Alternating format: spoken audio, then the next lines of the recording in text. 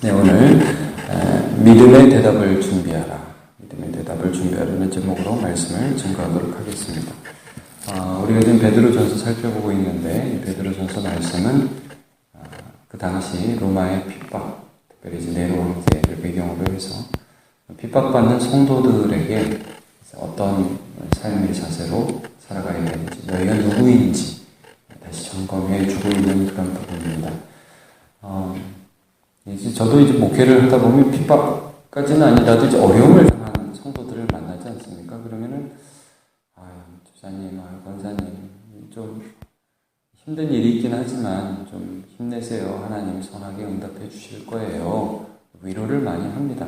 분명히 베드로 사도가 위로를 하지만, 그러나, 단순 위로는 아니라는 것을 우리가 쭉 보게 됩니다. 너희가 어떻게 구원받았는지, 너희 누군지, 특별히 이제 세상에 반응하지 말고, 너희를 화나게 하는 사람에게 반응하지 말고, 너희를 부르신 하나님께 반응해서 살아가라. 이런 말씀을 계속 해주고 계세요. 오늘 본문은 아니지만 여러분, 어제 본문이지만 8절과 9절 한번 보시겠습니까? 8절과 9절을 한번 같이 읽어볼까요? 시작. 마지막으로 말하노니 너희가 다 마음을 같이하여 동정하며 형제를 사랑하며 불쌍히 여기며 겸손하며 악을 악으로 욕으로 갚지 말고 도리어 복을 빌라 이를 위하여 너희가 부르심을 받았으니 이는 복을 이어받게 하려 하십니다. 네. 너희들이 고난을 아예 안 당하려고 부름을 받은 것이 아니라 악한 자에게 축복하고 악을 악으로 갚지 않기 위하여 어떤 세상의 악한 자들을 향하여 선한 영향력을 끼치기 위하여 부름을 받았다. 이런 말씀을 해주고 계세요. 자, 그러면서 오늘 본문을 보시면 구체적으로 고난에 대한, 특별히 예수께 속한 자로서의 고난에 대하여 어떤 자세를 가지고 우리가 세상을 살아가야 하나, 이런 부분을 좀 다루고 있습니다. 자, 그러면 13절을 보시면요. 오늘 첫 구절이죠. 오늘 보면은 너희가 열심으로 선행하면 누가 너희를 헤아려. 사실 너희가 착하게 살면 대부분의 사람이 너는 왜 이렇게 착한 일을 하면서 사냐 하고 너를 막 해야 할 사람, 감옥에 집어넣을 사람이 누가 있겠냐, 이렇게 시작을 하는 거예요. 오늘 본문을. 근데 그러니까 항상 착하게 살면 좋은 일만 있을 것이다 가 아니라 14절을 보면 그 다음에 어떻게 시작합니까? 그러나 착한 일 하면 누가 너를 해야 하겠냐만도, 경찰에서 너를 잡아가겠냐만도, 그러나 14절을 한번 볼까요? 시작. 그러나 의를 위하여 고난을 받으면 복이 있는 자니 그들을 두려워하는 것을 두려워하지 말고 근심하지 말고. 15절도 읽어볼까요? 시작. 너희 마음에 그리스도를 주로 삼아 거룩하게 하고 너희 속에 있는 소망에 관한 이유를 묻는 자에게는 대답할 것을 항상 준비하되 온유와 두려움으로 하고. 15절 조금 이따 더 살펴보고요. 그러나 누가 너희를 해야 하겠느냐. 그러나 의를 위하여 고난을 받으면, 이런 부분이 있습니다. 예수님도 이런 말씀을 하셨죠. 세상이 너희를 미워하면 너희보다 나를 먼저 미워한 줄 알아라. 그리고 팔복, 마태복음 5장에 보면 팔복이 있는데 맨 끝에 보면 이런 부분이 있어요. 제가 한번 읽어드릴게요. 그 마태복음 5장 10절부터인데요. 의를 위하여 박해를 받는 자는 복이 있나니 천국이 그들의 것입니다. 나로 말미암아, 그러니까 예수 믿는 것 때문에 너희를 욕하고 박해하고 거짓으로 너희를 거슬려 모든 악한 말을 할 때에는 너희에게 복이 있나니 기뻐하고 즐거워하라. 하늘에서 너희의 상이 큽니다. 너희 전에 있는 선지자들도 이같이 박해하였느니라. 이런 말씀이 나와 있습니다. 여러분, 고난이라는 게요, 죄를 지어서 고난당할 수도 있습니다. 예를 들면 이제 다윗이 밧세바를 범하고 우리아를 죽이고 이런 과정 속에서 하나님이 고난을 주시죠. 자기가 낳은 아들이 죽고, 그다음에 자기가 낳은 아들 압살롬이 자기를 반역하고, 이런 건 죄 때문에 받는 고난이고요. 또 애매히 받는 이유를 모르는 고난도 있습니다. 욥 같은 경우에 자기가 왜 고난받는지, 하나님의 뜻이 어디인지 모르죠.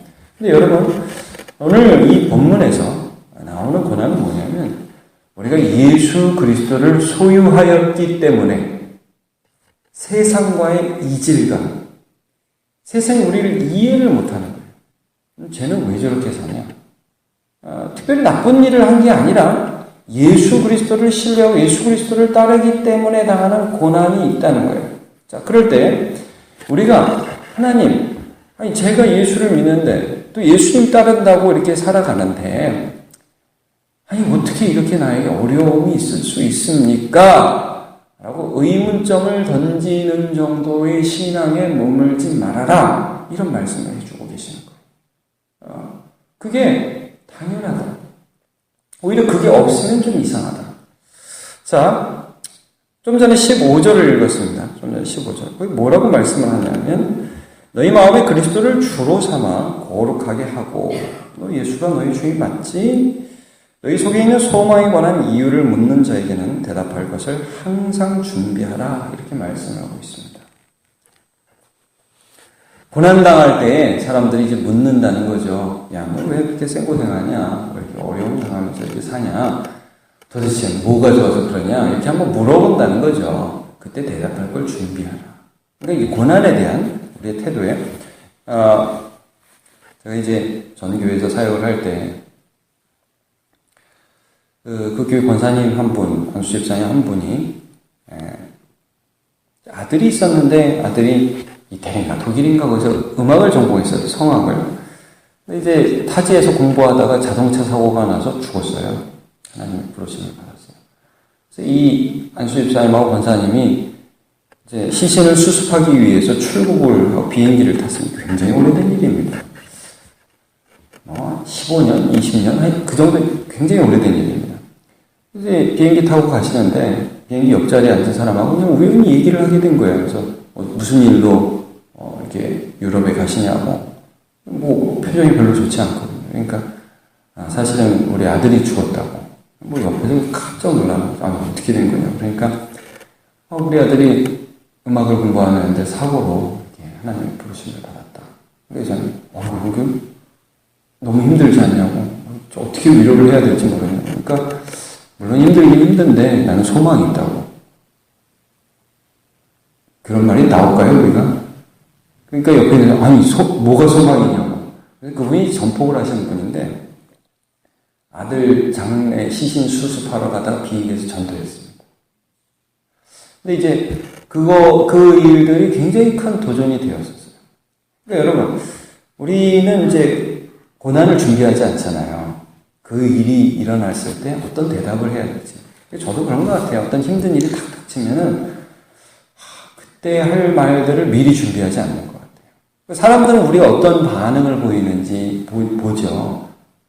잠언 말씀으로 이런 말씀이 있어요. 잠언 24장 10절에 내가 만일 환난 날에 낙담하면 내 힘이 미약함을 보이리라. 이런 말씀이 있어요. 그러니까 여러분, 오늘 이 성경 말씀은 우리에게 어떤 것을 말씀해 주고 있느냐면 너희가 예수 그리스도를 신뢰하다가 고난을 당할 때가 이상한 때가 아니라는 거예요. 그때가 하나님이 너희를 사용하실 때이고 너희 가운데 소망을 묻는 자들이 있다. 너는 도대체 왜 지금 같은데 왜 그렇게 살고 있냐? 그때 우리가 얘기할 수 있다는 거예요. 그래서 나는 위로가 있어. 거짓말하는 게 아니에요, 여러분. 나는 실망이 안 돼. 괜찮아. 이게 아니라 나 힘들어. 나 너무너무 낙심돼. 그러나 나는 소망이 있어. 네? 그리고 나는 이걸 통해서도 하나님이 나를 인도해 주실 게 믿어져. 이거를 대답할 수 있는 기회라는 거예요. 여러분, 바울 사도가 빌립보 감옥에서 밤에 막 찬양했잖아요. 그거 왜 그렇게 했어요? 매 맞고 진짜 이게 선을 행하다 고난받는 거거든요. 전도하다가 오해받아가지고 귀신 들린 여자 고쳐주고 감옥에 들어갔어요. 근데 거기서 이 기회라는 의식을 바울 사도가 가진 거죠. 찬양하고 기도하고 옥문이 열렸습니다. 간수가 밖에서 자결하려고 하니까 이때가 기회다. 정확히 이 말씀이에요. 야, 나 여기 있다. 딱 들어와서 선생님 우리가 어떻게 구원받습니까? 소망에 관한 이유를 묻잖아요. 당신 왜 그렇게 삽니까? 그렇죠? 당신 내가 아까부터 봤는데 매 맞고 내가 보니까 별로 죄도 없는 것 같은데 여기 들어와 보니 이 생고생하고 있는데 찬양도 하는데 지금 옥문이 열렸는데 도대체 당신은 어떻게 그런 소망을 소유하고 있습니까? 당신의 소망은 뭡니까? 물어보잖아요. 여러분, 고난을 당하면요, 사람들이 세상에서 우리를 봐요. 저 사람 어떻게 반응하나? 저 사람 뭐라고 얘기하나? 저 사람 입에서 뭐가 나오나? 우리 입을 주목하고 있습니다. 그때 무슨 대답을 할지 준비를 하라.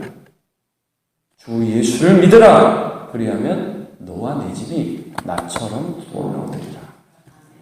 이게 이제 바울 사도가 하는 말씀이죠. 대답할 믿음의 대답을 준비하시길 바랍니다. 사실 이제 오늘 이 뒷부분 말씀 있잖아요. 이 부분의 말씀은 어려워도 보이지만 이런 맥락에서 보시면 돼요. 뭐냐면 예수 그리스도께서 우리의 모범이 되어서 의를 행함으로 고난을 받아서 하나님의 의를 이루었다. 이런 말씀입니다. 자, 여러분 간단하게 제가 볼게요. 여러분과 함께 간단하게 보겠습니다. 18절 같이 한번 볼까요? 시작. 그리스도께서도 단번에 죄를 위하여 죽으사 의인으로서 불의한 자를 대신하셨으니 우리를 하나님 앞으로 인도하려 하십니다. 육체로는 죽임을 당하시고 영으로는 살리심을 받으셨으니. 자, 그리스도께서도 그러죠. 그리스도께서도 우리가 믿는 예수는 어떤 분이에요? 예수님은 뭐 그냥 항상 편하게 사시고 하나님의 아들이니까 항상 모든 것에 있어서 뭐 높임만 받으시고 그게 아니라 그리스도께서도 우리 주님도 먼저 고난을 당하심으로 우리를 살리시고 성령에 의해서 살아나셨다. 그 육체 고난을 받으심으로 성령에 의해서 살림을 받았다. 자, 그 다음에 19절 제가 읽습니다. 그가 또한 영으로 가서 옥에 있는 영들에게 선포하시니라. 굉장히 어려운 부분일 수 있는데 제가 간단하게 설명하겠습니다. 이게 노아 시대의 사람들을 말씀하는 건데요. 20절도 제가 볼게요. 그들은 전에 노아의 날 방주를 준비할 동안 하나님 오래 참고 기다리실 때 복종하지 아니하던 자들이라.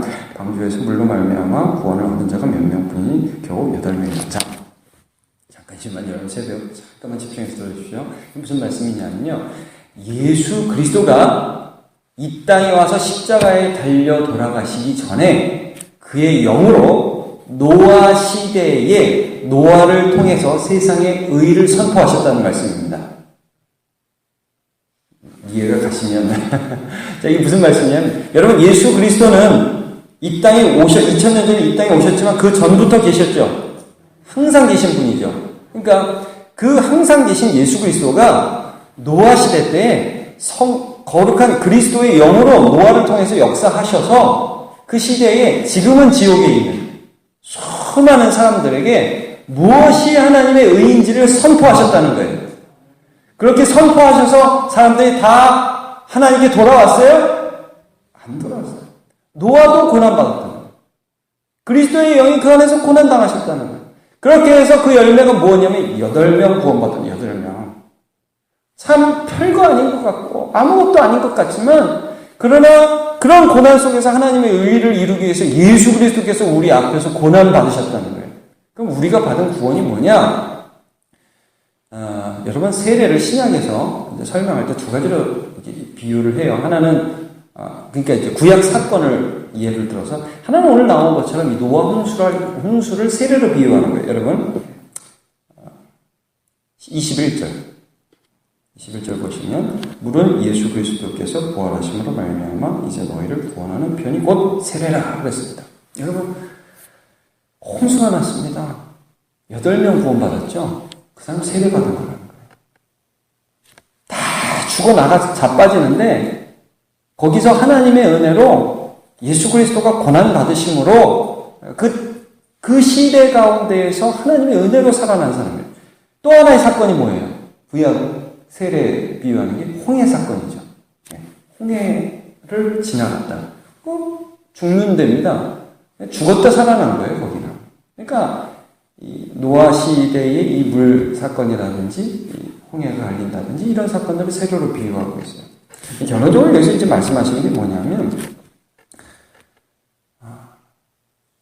이 땅에 죄악된 사람들과 우리가 함께 살면서 고난당한 모범은 예수 그리스도시라는 거예요.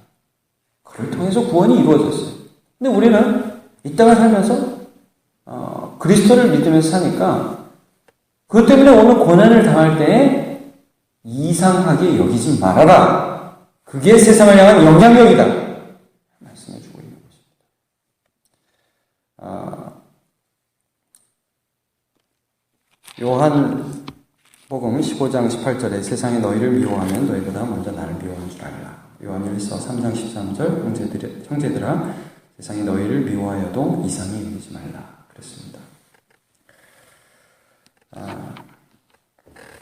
의롭다고 의롭게 산다고 항상 좋은 일이 있는 거 아닙니다. 여러분, 우리의 주님이 고난당하셔서 하나님의 의를 이루셨으니 우리가 사는 이 세상 가운데 혹시나 애매한 고난을 당하시거든 그때 우리 가운데 그 고난이 우리를 지워버리고 넘어뜨릴 수 없는 그 소망에 관하여 대답할 것을 항상 준비하여 믿음의 대답을 하시고 은혜를 끼치시는 저와 여러분 되시기를 예수님 이름으로 축복합니다. 기도하겠습니다. 하나님, 베드로를 환난당하는 수많은 신자들을 향하여, 고난당하는 신자들을 향하여 늘 고난을 이상하게 여길 것이 아니라 고난 중에 어떤 대답을 할지를 준비하라고 그렇게 우리를 권면하고 있습니다. 우리의 주 예수 그리스도께서 고난 속에서 어떻게 하나님의 의를 이루셨는가, 십자가, 노아 홍수 때 어떻게 하나님께서 그 의를 이루셨던가 하는 것을 보면서 우리가 예수 그리스도를 주와 선생으로 모셨으니 예수 따라가면서 거룩한 소원, 고난의 때에 아름다운 믿음에 대답할 수 있는 주의 백성으로 오늘도 살아갈 수 있도록 성령 충만하게 은혜 내려 주시옵소서. 우리가 선을 행하되 낙심하지 말지니 피곤하지 아니하면 때가 이름에 거두리라. 그 말씀대로 이루어 주시옵소서. 오늘도 주님께서 인도하시는 믿음에 감사하며